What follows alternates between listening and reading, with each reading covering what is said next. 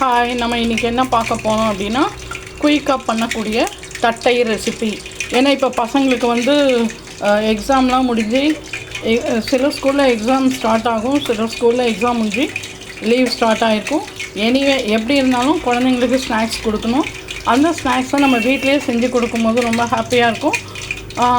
இப்போது அரிசி தட்டை தான் வந்து நம்ம பண்ண போகிறோம். அதுக்கு தேவையானது என்னன்னு பார்க்கலாம். ஆக்சுவலாக இதுக்கு வெறும் அரிசி மாவு இருந்தால் போகிறோம்.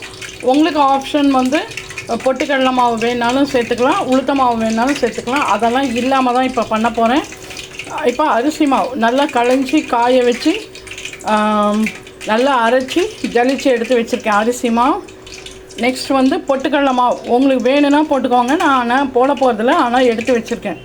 அதுக்கப்புறம் வந்து இஞ்சி, பச்சை மிளகா, கருவேப்பிலை, ஒரு பல்லு பூண்டு, இதையும் போட்டு அரைச்சி எடுத்து வச்சுருக்கேன். இதுதான் இதனோட காரம். நெக்ஸ்ட் வந்து வெண்ணெய், தேவையான அளவு வெண்ணெய் எடுத்துக்கோங்க. வெண்ணெய் இல்லைன்னா ஒன்றும் கவலையே இல்லை. இதோ எண்ணெய் சுட வச்சுருக்கேன், அந்த எண்ணெயை நம்ம வந்து விட்டுக்கலாம். வெண்ணெய் இல்லையேன்னு கவலை வேணாம், வீட்டில் இருக்கிற பொருளை வச்சு தான். நார்மலாக நம்ம தட்டைனா கடலைப்பருப்பு ஊற வச்சு போடுவோம், எல்லாமே போடுவோம். ஆனால் இன்றைக்கி டிஃப்ரெண்ட்டாக சிறுபருப்பு இருக்கு இல்லையா, சிறுபருப்பை நல்லா ஊற வச்சு இந்த மாதிரி எடுத்து வச்சுருக்கேன். தண்ணியெலாம் ட்ரைன் பண்ணிவிட்டு எடுத்து வச்சுக்கோங்க.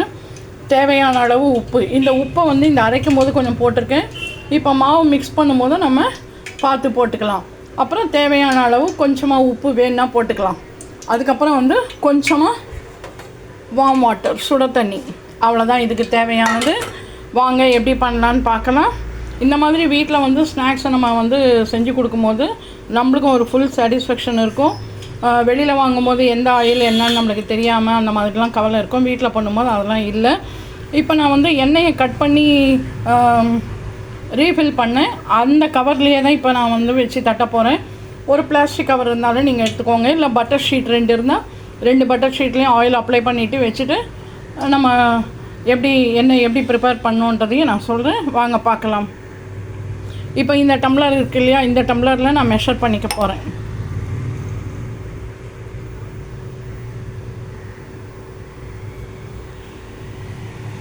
அரிசி மாவு வந்து இப்போ ஒரு டம்ளர் ஃபுல்லாக மெஷர் பண்ணி எடுத்திருக்கேன்.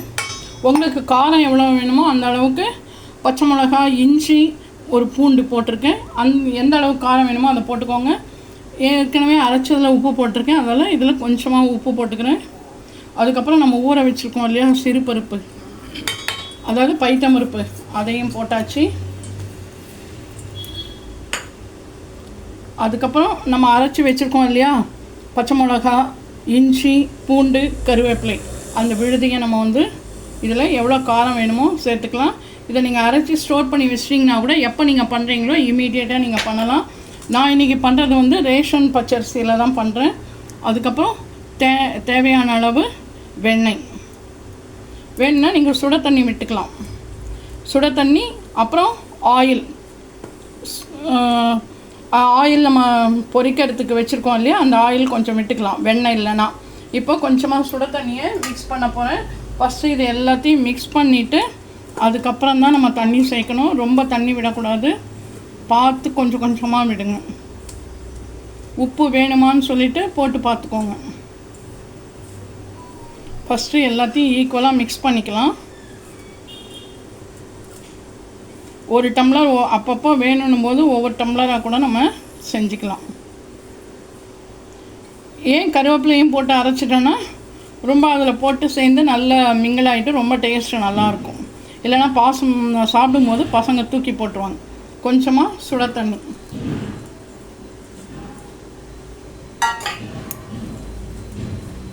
அவ்வளோதான், செஞ்சுக்கலாம்.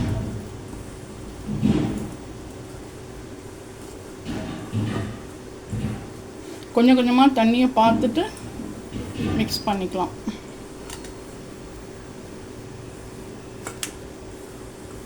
இது வந்து ஈஸியாக நம்ம பண்ணிடலாம். வீட்டில்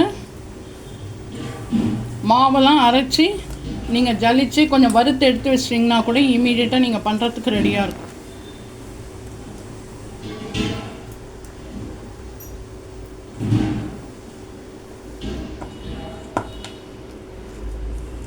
கொஞ்சம் கொஞ்சமாக தண்ணி சேர்த்து பிசைஞ்சிக்கலாம்.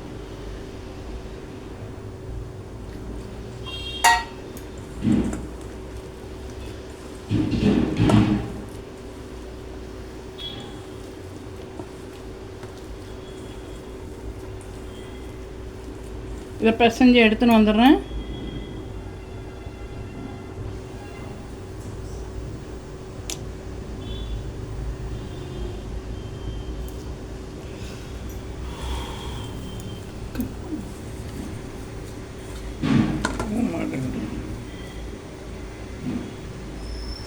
இதை நான் பிசைஞ்சு எடுத்துன்னு வந்துட்டு உங்களுக்கு காமிக்கிறேன். இப்போ ஆயில் கட் பண்ண இல்லையா, அந்த கவர்லேயே நான் வந்து இந்த மாதிரி 2 உருண்டை வச்சுருக்கேன். அது மட்டும் இல்லாமல் இங்கே ரெடியாக செஞ்சு வச்சுருக்கேன். இங்கே ஆயில் ரெடியாக இருக்குது.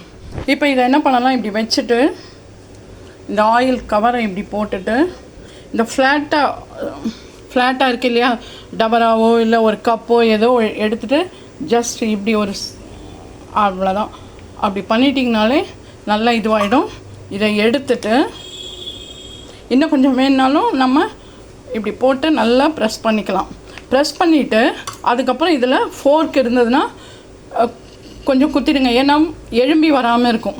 இல்லைனா புஷ்ஷுன்னு வந்துட்டு அது நமுத்து போகிற மாதிரி ஆகிடும். இல்லையா கத்தி இருந்தால் கூட இதை பாருங்கள், இதை எடுத்துட்டோம் இல்லையா, இதில் வந்து ஜஸ்ட் இப்படி பண்ணிட்டிங்கன்னா ரொம்ப கிறிஸ்பாக கிடைக்கும் நம்மளுக்கு. இல்லைன்னா அங்கங்கே எழும்பி போச்சுன்னா உங்களுக்கு ரொம்ப சாஃப்டாகிடும் தட்டை. அப்புறம் தட்டை மாதிரியே அது இருக்காது. தட்டைனா நல்லா கிறிஸ்பாக நல்லா இருக்கணும். சரியா, இந்த மாதிரி அவ்வளோதான். இதை ஆயிலில் நம்ம எடுத்து போட்டுட்டு நான் உங்களுக்கு காமிக்கிறேன். இப்போ ஆயிலில் இதை எடுத்து போட போகிறேன்.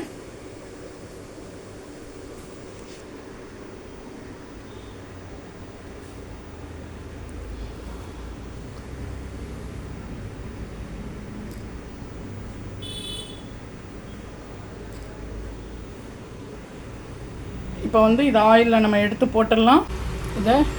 இதை பாருங்கள், தட்டை ரெடியாக ஆயாச்சு. நல்லா இந்த இஞ்சி, பச்சை மிளகா, பூண்டு, கருவேப்பிலை எல்லாம் சேர்ந்து வாசனை அவ்வளோ அட்டகாசமாக இருக்குது. நீங்கள் இந்த மாதிரி அரைச்சி நீங்கள் ஸ்டோர் பண்ணி வச்சிட்டிங்கன்னா எப்போ வேணுமோ அந்த மாதிரி டைமில் நீங்கள் வந்து எடுத்து இம்மீடியட்டாக ஒரு 15, இப்போ நான் காமிச்சேன் இல்லையா, அந்த மெஷருக்கு வந்து எனக்கு கிட்டத்தட்ட ஒரு 25-30 கிட்ட வந்ததுங்க, பெரிய சைஸ்லேயே. நீங்கள் சின்னதாக இன்னும் செய்கிறதா இருந்தால் இன்னும் நல்லாவே செய்யலாம், ரொம்ப நல்லாயிருக்கும். இந்த பாருங்கள், எண்ணெய் குடிக்கவே குடிக்காது. இது எண்ணெய் அப்படியே தான் இருக்குது பாருங்கள். நான் எவ்வளோ எண்ணெய் விட்டனோ அதே மாதிரி தான் இருக்குது. இந்த மாதிரி தான் வந்து உங்களுக்கு ஹெல்த் கான்ஷியஸாக நல்ல நிறைய ரெசிபீஸ் நான் சொல்ல போகிறேன். இது வரைக்கும் சப்ஸ்கிரைப் பண்ணாதவங்க நம்மளோட channel Padma's all in all சேனலை சப்ஸ்கிரைப் பண்ணிக்கோங்க. அதாவது ஹெல்த் கான்ஷியஸாக தான் நிறைய இது வரப்போகிறது. ஹெல்த் கான்ஷியஸ் சொல்லிட்டு ஏன் பச்சை மிளகா போட்டேன்னு சொல்கிறீங்களா, அந்த பச்சை மிளகாவோட காரமும் நம்ம உடம்புக்கு கண்டிப்பாக தேவை. அதாவது நிறைய இல்லை, கம்மியாக. ஏன்னா இப்போ இது வத்தல் போடுற டைமுன்றதால நிறைய மிளகா காரமாக தான் வரும். அதை பார்த்துட்டு மிளகாவை நீங்கள் பார்த்து வாங்கிக்கோங்க. இதே மாதிரி நீங்கள் அரைச்சி ஸ்டோர் பண்ணி பச்சை மிளகா, இஞ்சி, கருவேப்பிலை எல்லாத்தையும் அரைச்சி ஸ்டோர் பண்ணி வச்சுக்கோங்க. அதே மாதிரி அரிசியை நல்லா களைஞ்சி காய வச்சு அரைச்சி எடுத்துகிட்டு வந்துட்டு நல்லா வறுத்து ஸ்டோர் பண்ணி வச்சிட்டிங்கன்னா இம்மீடியட்டாக யார் வந்தாலும் பண்ணலாம். பொட்டுக்கடலை மாவு எதுவுமே தேவை கிடையாது. இது எண்ணெயும் குடிக்காது. ஓகேவா? இதே மாதிரி ஒரு நல்ல ரெசிபியோட அடுத்த வ்ளாகில் உங்களை மீட் பண்ணுறேன். பாய், டேக் கேர். இன்னொன்று எப்பவும் சொல்கிறது தான், வெளியில் ரொம்ப வெயிலெல்லாம் சுற்றாதீங்க. வெயில் அதிகமாக இருக்குது, டீஹைட்ரேட் ஆகிடும். நிறைய நீர்மோர் குடிங்க, தண்ணி குடிங்க, எல்லாமே குடித்து உடம்ப பத்திரமா பார்த்துக்கோங்க. பாய், டேக் கேர். நம்மளோட பத்மாஸ் ஆல் இன் ஆல் சேனலை சப்ஸ்கிரைப் பண்ண மறக்காதீங்க. Bye.